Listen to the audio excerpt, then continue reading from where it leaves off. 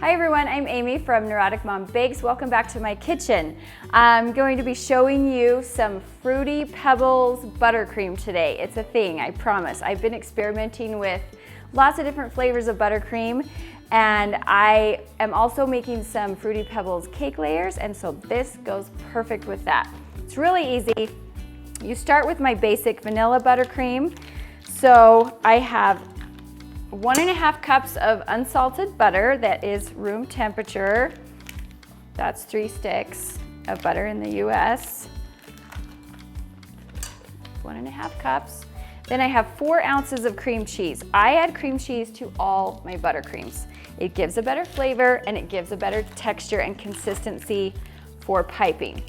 All right, if you don't want to add the cream cheese, or if you don't have it, just substitute butter ounce for ounce and that will still work. All right, we're gonna start by whipping the butter and the cream cheese together. That's one of the tricks to getting a light colored or white buttercream. Whip the butter and cream cheese for a while and it lightens in color. All right, while that's whipping, I'm gonna whip that a little more, but I'll turn it off so you can hear me. While that's whipping, I have some of the Fruity Pebbles cereal here in a bowl, and I'm just going to crush it up pretty fine. Because you're going to smooth this buttercream on a cake, you want these crumbs pretty finely crushed up. You can use a blender or put them in a baggie and hit them with a rolling pin. All right, let's let that whip a minute more while I finish this.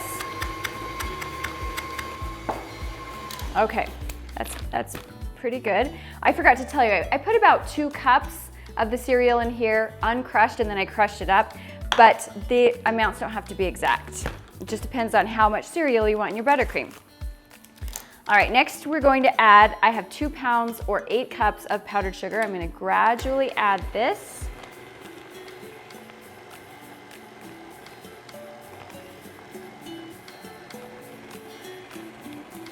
And while that's still mixing, I'm going to add about 2 tablespoons of the heavy whipping cream. I'm just gonna eyeball. There's 1 tablespoon. There's 2 tablespoons. I make so much buttercream, and it's honestly my least favorite step of cake decorating, that I've gotten to where I could just eyeball everything.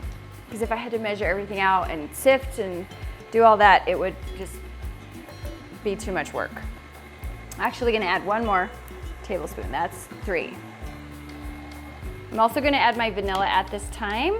Another secret to getting a really light colored buttercream is you can find clear vanilla, clear Mexican vanilla, clear imitation, if you're okay with imitation vanilla. I find mine on Amazon.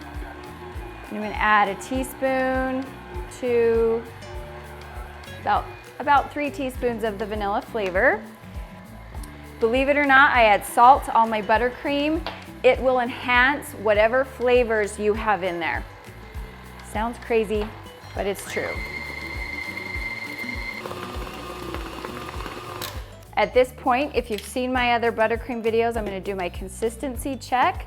I like to just get my finger and I can tell if it's too thick, too thin, if I need to add more cream or more powdered sugar. Right now, it's just a hair on the thick side.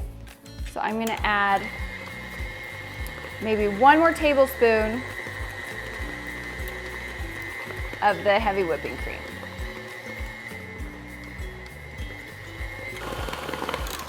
Now, continue getting the light color or the white buttercream. Let this whip on medium-high for 2 to 3 minutes.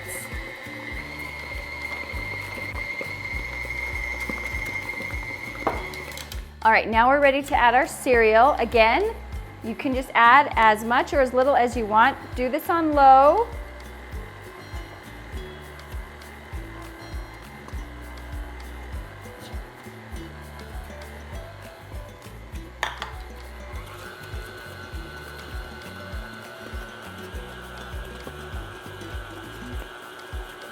I like a lot. I like the extra flavor in there.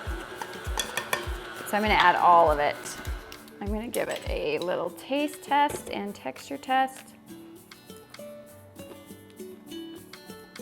And I think that is spot on. Let it go for another minute or two. Not a minute, 30 seconds.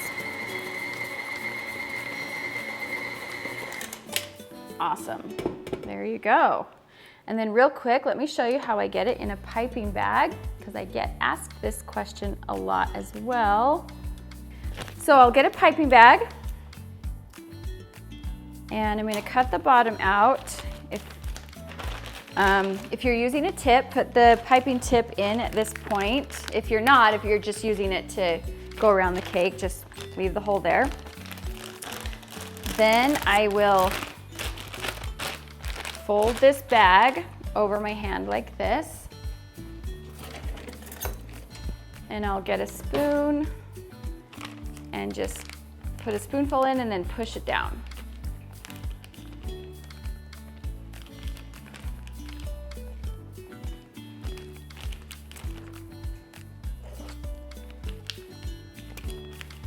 Just like that.